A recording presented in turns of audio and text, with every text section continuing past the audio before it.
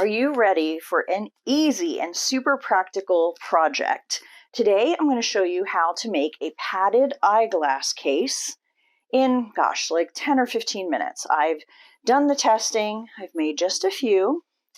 Originally I tried it with batting. That's what a lot of people seem to do, but I have decided I really like using this flexi foam from Pellon. It is so much more protective.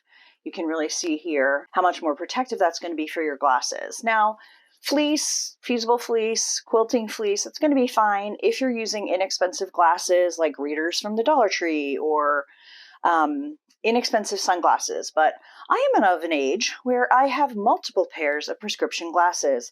I've got computer glasses, I've got my everyday progressives, which are on my face, and then I've got larger also prescription sunglasses. So they need to be protected more than this. I also played with some sizes. These two are bigger than what I landed on. You can also, double check your glasses. But this fits well, in and out, really easy. Also fits my sunglasses, which are bigger.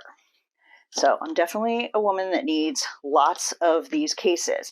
I also love to have one in my purse at all times because when it's raining, and if you wear glasses, you're going to know what I'm talking about. When it's raining and you're going from the car to a store, your glasses get wet. It's so annoying. So I like having one of these in my purse. It's small. It's very lightweight.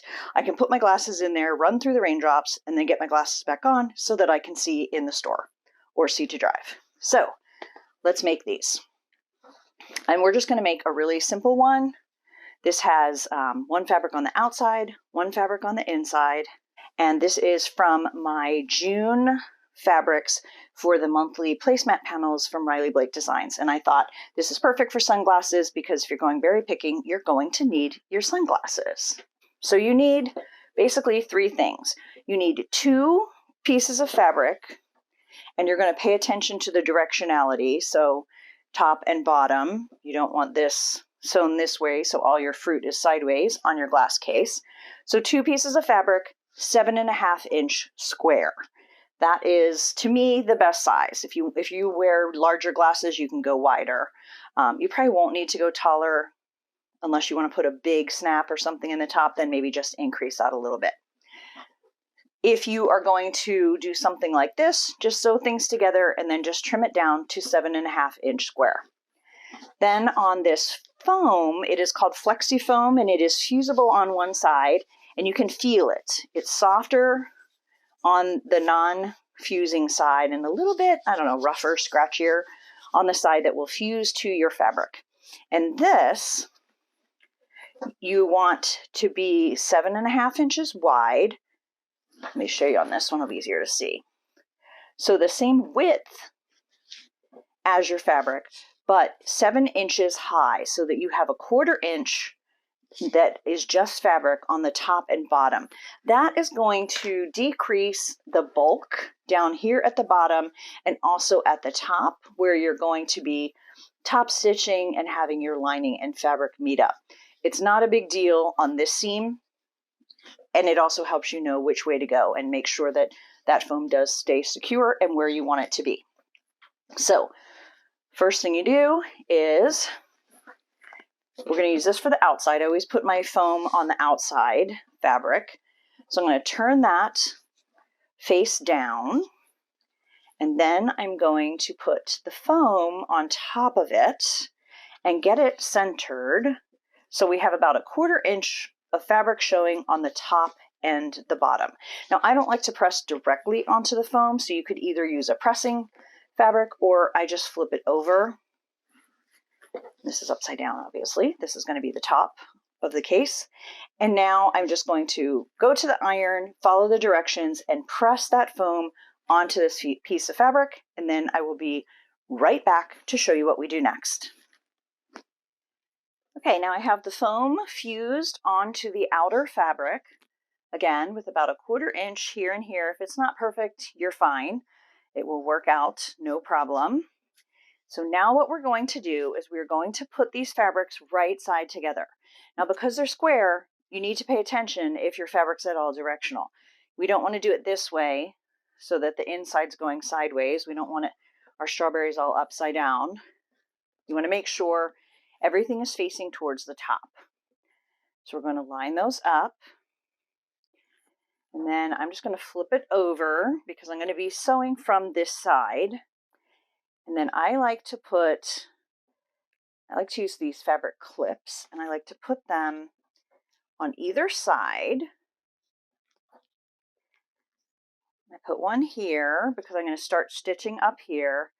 And then I usually put one at the bottom or like two here just to make sure this fabric isn't going to slide around while we're sewing this. So now we're going to go to the sewing machine and we're going to sew with a 1/4 inch seam straight across here. Now I'm using a 1/4 inch presser foot, so a 1/4 inch is just going right along the edge of that foot. So I'm just going to sew, and I didn't get the foam lined up perfectly because normally it would be right along there, but it's going to be totally fine and it will work out no problem. So I'm just going to sew straight along here. All right, now I'm going to take it to the ironing board, and remember the front where the foam is, and I'm just going to press it towards the lining. All right, so we have the lining and the outside sewn together. So this seam right here is going to be your top edge. And I've normally been putting my little tag on the inside about 1 inch down. You can see it's kind of hidden in there, but I have people that look for it, especially my family, when I give them things. Where's your tag? So if you want to put any kind of a tag made by me or your logo, your name, and you want to put it inside, you can do that. But I'm going to show you how to put it on the outside, just so I've shown it both ways. So now what you're going to do is you're just going to fold this in half.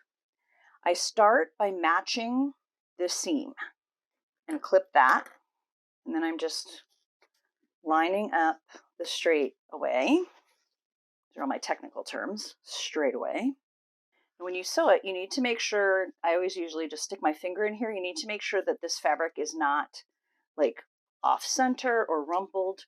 You want to make sure that's nice and flat. That's where we're going to start. So to put my tag on the outside, so it's going to be on the outside, I'm just going to tuck it in wherever I want it. So if I want it at the bottom, and have it towards the top. So I'm going to put it right there. I'll just clip there so I know exactly where that tag is. Now I'm going to take it to the sewing machine, and you'll notice this is about a 1/4 inch. It's going to go over the foam a teeny bit, which again, it's fine.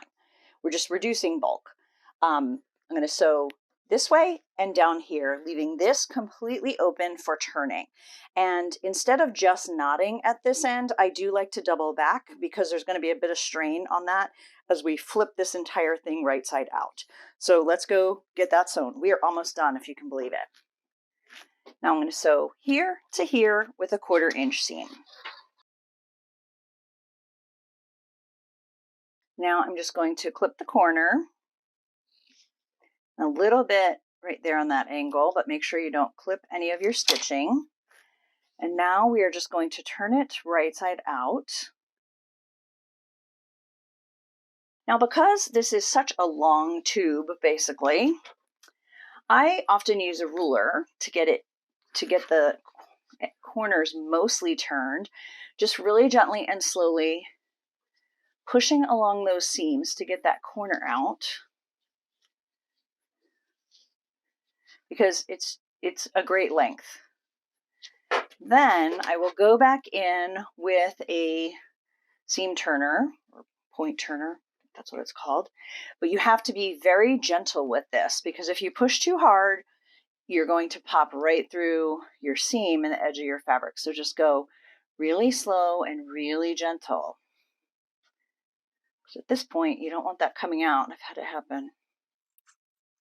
Let's see how that made that corner come out so much better. This one is just always going to be bulkier because it has the bulk from this side as well as the bottom. So, all right, so now we are almost done. Now we are just going to press this flat.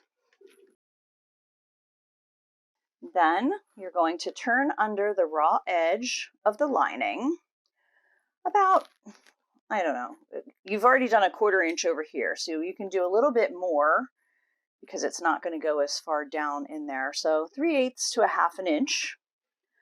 turned under. I'm just going to press that. Now I'm just going to top stitch the edge of the lining, and I don't worry about what color thread I have in here because you will never see the bottom of this lining again. Once your case is together, you really only see a little bit of the top of the lining. Now what we need to do is push the lining inside the case. And because the fabric is going against foam, sometimes it doesn't go in as smoothly as you would think it would. So we're going to use the ruler again. So I just take the ruler and I can feel how it is pushing the fabric, and just gently, so we're not ripping anything, just move it from side to side and you can tell when it's in there. Now we're just going to use our hands, table's in the way, just kind of pull this up so that the lining fabric and the outer fabric and that top seam are lined up. Like one isn't showing too much on either side. Then if you want to, you can take that back and press that. Oh my gosh, I feel like an X-ray technician moving my camera trying to get you an angle so you can see what I'm doing. Does anybody else ever feel like that?